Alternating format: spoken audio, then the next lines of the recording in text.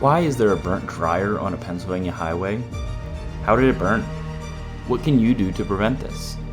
Those are all great questions, and we'll absolutely get to them, but first, you need to meet Jeremy Boyce, an electrician at Bergey's Electric, but also a volunteer firefighter. Once I turned 16, I became a junior firefighter, and I've been, in the fire company ever since. Being able to help somebody on their worst day is very gratifying, and being able to be there to help. We've had dryer fires. There was one recently in Harleysville. 4,470 fires, 7 deaths every year, all from failure to clean your dryer. We sell dryers to this community. We install them in their homes. What is our responsibility in this? How many active fire risks exist in our community right now due to a silly thing like built-up lint? Could we, a small business, put a dent in that? And how do we inform our neighbors of this risk, even if we're not always the one to fix it? Jeremy suggested, why don't we just light one on fire? So we did. Except, dryers don't sit in parking lots. They sit in homes, next to wood, cardboard, plastics, and lots of lint. So we pulled some pallets together, built a tiny home, dropped in a dryer, installed the vent, and parked it out by Route 309 to let it sit, hoping somebody driving by might slow down and wonder, what are they trying to tell me? Here's what they're trying to tell you. Ryan has cleaned more dryer vents than he can remember, and somewhere along the way, he stopped being surprised by what he found inside. But that doesn't mean you should be.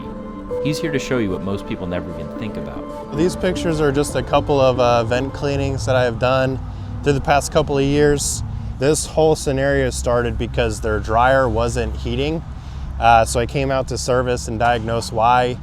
The element itself went bad. I was able to put a new element in there, and that prompted me the question of, when was the last time you had your vent cleaned? They said they couldn't remember in the years that they've been there. Now, it wouldn't be like Bergey's Electric to just throw a match into the dryer to light it. We actually wanted to simulate the chain of events that could happen with your dryer. For a fire to exist, 3 essential elements must be present: fuel, heat, and oxygen. In the case of a dryer, you have the perfect combination of all 3: lint, heating element, and a blower fueling the oxygen. This perfect storm all vents from your house from something you likely think little about: a dryer vent. These are the 3 most common dryer vent styles that I run across. This is hard pipe. This is going to be your most ideal inside the walls or even just outside of the walls. This foil flex is a great alternative too for getting it into hard to reach locations, or just the short length to be able to pull it out of wherever it's installed so that we can get behind the dryer. I come across this more often than I should, but this is a vinyl style vent that is primarily used for like bathroom exhaust fans. It should not be hooked up to your dryer. My first house that I purchased actually had this hooked up to the dryer, and it went up into the ceiling and across the dining room and then went outside. So that was not a very good fun find, but it happens. This is a rodent guard or rodent shield on here. It's super easy to take off. Hard to say how often you should check it and clean it. It just really depends on dryer use. So I would check it more frequently, and then you can kind of develop a pattern on how often you found that this gets clogged up. The alternative would be it getting completely blocked off like it is in this picture. And this lint is really, really hard. There's no airflow coming out of there.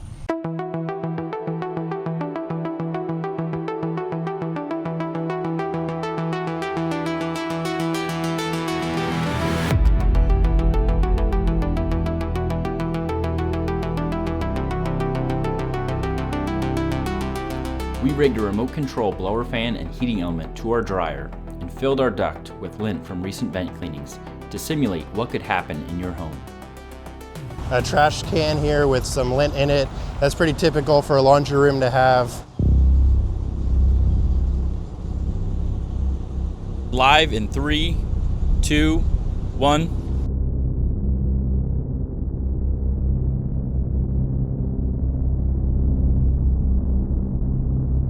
It's getting hot, I smell it. I smell it too.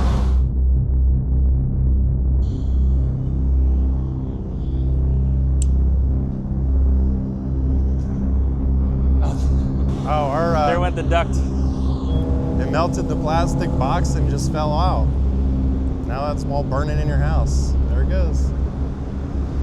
That's real life. That just fell off in your wall.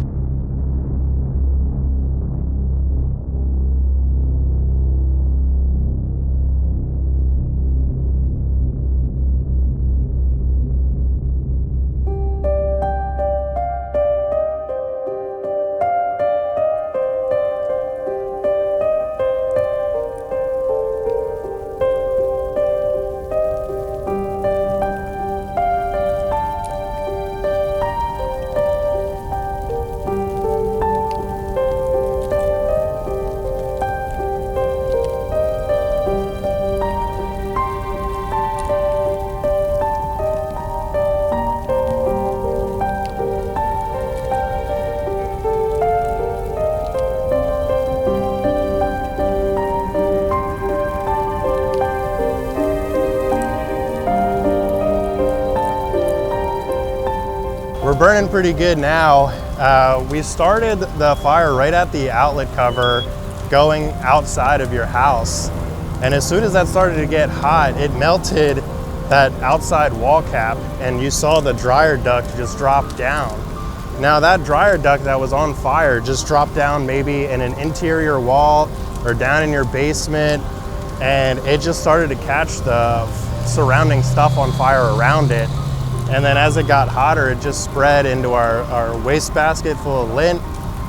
It spread to that laundry hamper, which is cooking pretty good. It's a melted pile of mush now. So it's kind of just a chain reaction. It starts small and then things start to crumble and then light up as it goes. You guys are good whenever you want.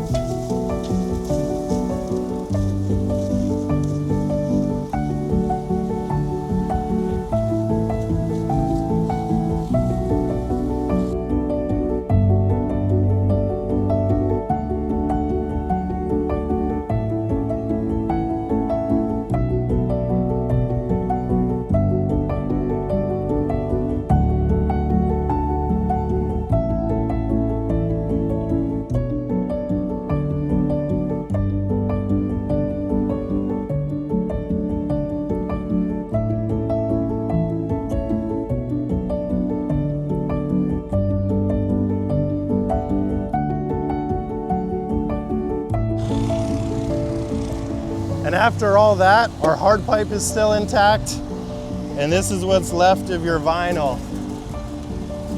That's why it's important to use the right materials.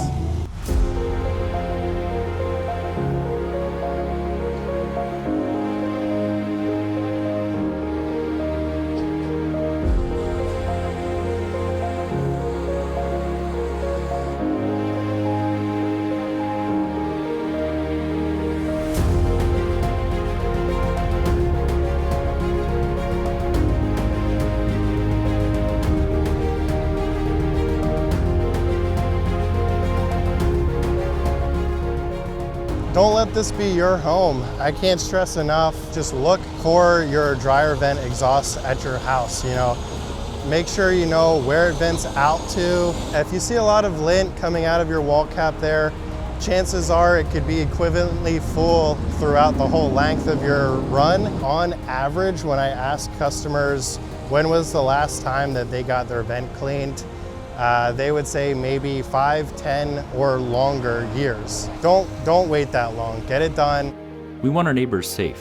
Dryer fires are common, preventable, and quiet. Get yours clean today. We're here if you need us.